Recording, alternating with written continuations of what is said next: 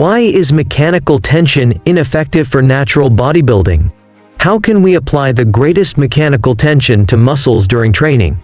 In this video, we will explore this topic in detail. The three main factors for muscle growth are quite comprehensive, so the explanation might be a bit long, but I will try to summarize them as briefly as possible.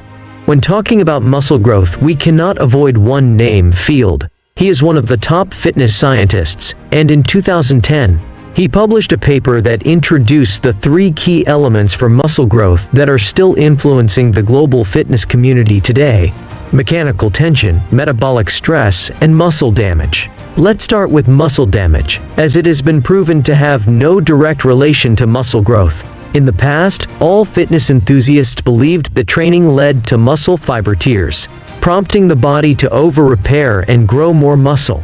For example, slow eccentric movements and frequently changing exercises may increase soreness the next day, but they do not necessarily lead to more muscle growth. In fact, the body might even experience a decrease in the weights it can handle due to adapting to new exercises, which lowers muscle growth efficiency.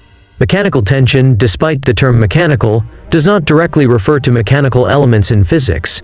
Instead, it is the force stimulus that muscles experience when resisting external resistance. Mechanical tension is not dependent on the weight lifted. 1 kilogram provides the same tension as 100 kilograms relative to its respective weight. Current science suggests that mechanical tension promotes muscle growth primarily because when training approaches failure, it triggers certain physiological reactions inside the muscle.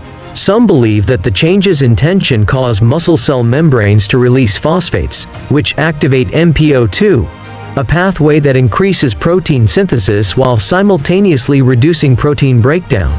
Others think there are tension sensors inside muscle cells that activate when the muscle approaches failure, releasing signals that further activate MPO2. Regardless of the reason, the key point is that MPO2 activation only happens when the muscle approaches failure. Note, not total failure. Research has shown that training close to failure has the same effect on muscle growth as going to complete failure. But seasoned trainers often know that after reaching failure with heavy weights, you can still do a few more reps with lighter weights. So, doesn't that mean lighter weights are closer to failure? This leads us to the second muscle growth factor, metabolic stress. Metabolic stress refers to the energy consumption in muscles during training. As energy is consumed, metabolic waste is produced, just like a car emits exhaust when burning fuel. The metabolic byproducts of muscle activity are lactate, hydrogen ions, and creatine. Some believe that more metabolic byproducts lead to greater pressure on the muscle cell membrane, causing swelling, which forces the cell to enhance its structure and thus trigger muscle hypertrophy. However, recent studies do not support this view. If more metabolic waste led to better muscle growth, would injecting metabolic waste into muscles directly improve growth? A 2020 study from Sweden showed that injecting lactate into participants' arms during leg extensions increased lactate levels in the blood and muscles, but did not activate the key proteins responsible for muscle hypertrophy compared to a control group. Some might argue that external injections aren't the same as the metabolic stress generated during training. Luckily, there's another 2016 study where two groups trained leg presses and seated leg extensions. One group rested 1 minute between sets, while the other rested 5 minutes. The shorter rest group accumulated more metabolic stress, but the longer rest group had greater muscle growth. This suggests that mechanical tension outweighs metabolic stress, but does not mean metabolic stress has no effect. In 2021, a Brazilian study used a new method with two groups of participants doing seated leg extensions. One group rested normally between sets, while the other had their blood flow restricted with bands, leading to continuous muscle congestion. After 8 weeks, the muscle growth was similar in both groups, even though lactate levels were higher in the blood flow restriction group. A 2019 German study compared small weights with and without blood flow restriction, and large weights with both small weight and blood flow restriction. The results showed that despite greater metabolic stress in the first two groups, muscle growth was similar across all groups. This further demonstrates that mechanical tension is not related to the size of the weight lifted. However, in practical training, smaller weights and higher reps can accumulate more metabolic waste. This waste has been shown to reduce muscle performance. For instance, increased lactate can lower muscle cell pH, and inorganic phosphate can reduce the muscle's calcium handling, inhibiting contraction proteins like myosin, thus weakening force production. While small weights can yield the same muscle growth as large weights in experiments, those experiments generally use very small training volumes, such as 3 or 4 sets per muscle group.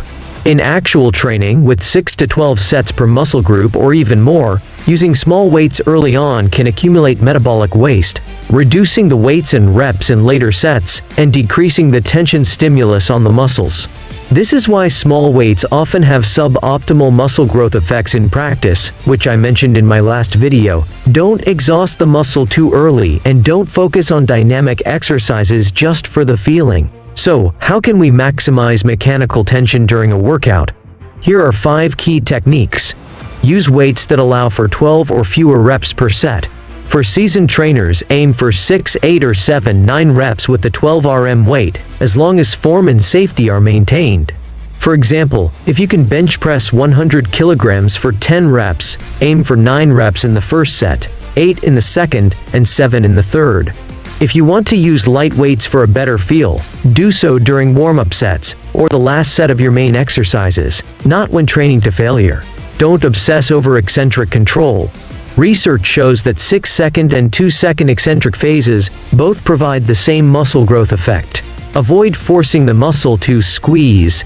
As discussed in previous videos, the importance of the stretch position in a full range of motion accounts for 80% of the muscle growth effect. The contraction position has much less effect. For overall muscle development, include full range exercises, but don't focus too much on squeezing the muscle in the contracted position.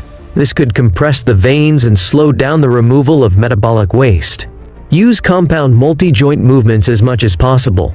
While these movements may not target a single muscle exclusively, they allow for heavier weights, which leads to more testosterone and growth hormone release. Ensure adequate rest between sets to recover enough to perform the next set with optimal energy, confidence, and minimal soreness. If your muscles remain congested for too long, try relaxing and massaging them between sets.